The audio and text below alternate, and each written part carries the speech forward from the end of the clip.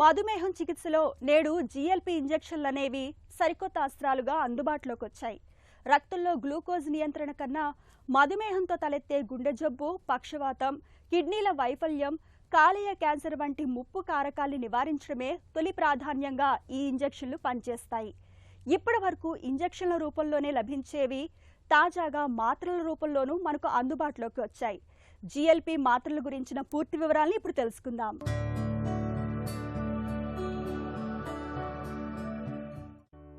ఊబకాయ చికిత్సలో GLP injection మందులు విప్లవాత్మక మార్పులు తీసుకొచ్చాయి. ఇప్పుడు ఇవి మాత్రల రూపంలోనూ రాబోతున్నాయి.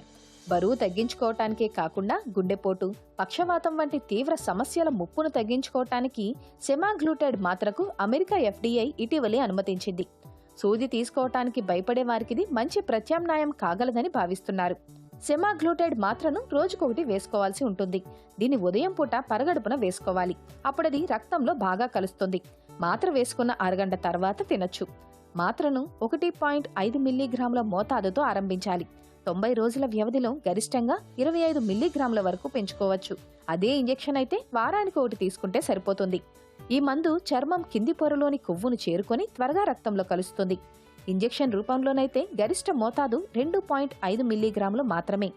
మాత్ర, ఇంజెక్షన్ ఏ రూపంలో తీసుకున్నా మందు మాత్రం రక్తంలో అదే మోతాదులో కలుస్తుంది. ఇంజెక్షన్ను ఫ్రిడ్జ్లో భద్రపరచాల్సి ఉంటుంది. మాత్రనైతే గది ఉష్ణోగ్రతలోనే ఉంచుకోవచ్చు. ప్రయాణాలు చేస్తున్నప్పుడు వెంట ఎక్కడికైనా తీసుకెళ్లొచ్చు. ఉదయం మాత్ర వేసుకోవటాన్ని మర్చిపోతే మర్నాడు తీసుకోవచ్చు. మోతాదు పెంచుకోవాల్సిన పనిలేదు. ఇంజెక్షన్ తీసుకోవటాన్ని మర్చిపోతే తదుపరి మోతాదుకు 2 రోజుల ముందు తీసుకోవచ్చు.